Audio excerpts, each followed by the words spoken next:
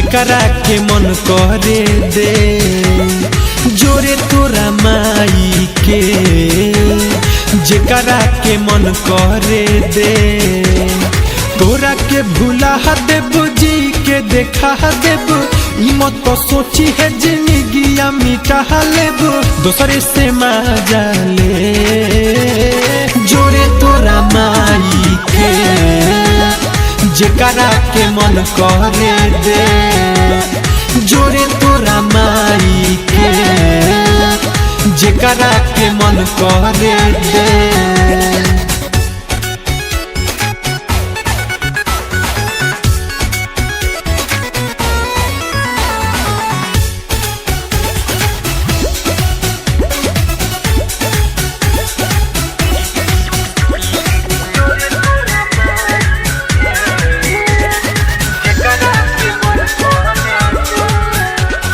कोइनी हम तो वफा तब ते काहे भइले बेवफा, जन गइनी हम तोरा के सत भतरी ते बारे साफा।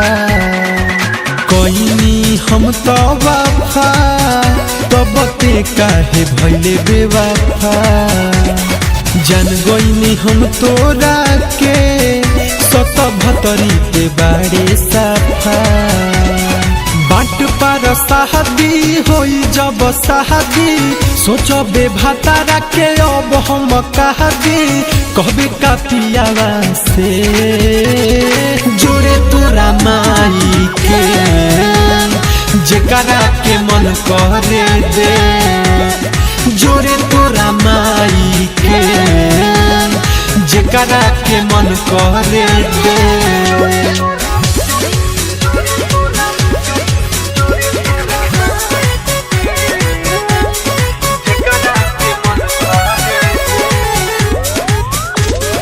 हमरा से कोई के प्यार काहे ते बदलले विचार, के तनो समझनी रे अभियो से रहनिया सुधार।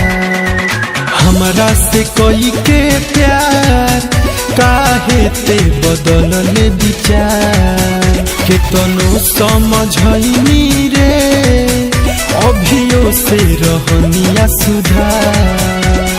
शेषनाथ मनोज के बात में भोरइले रंजन भय के लभर बनइले, छोड़ देले दीपक के पे जोरे तोरा माई के, दिल जेकरा के मन करे दे जोरे तोरा माई के, दिल जेकरा के मन करे दे।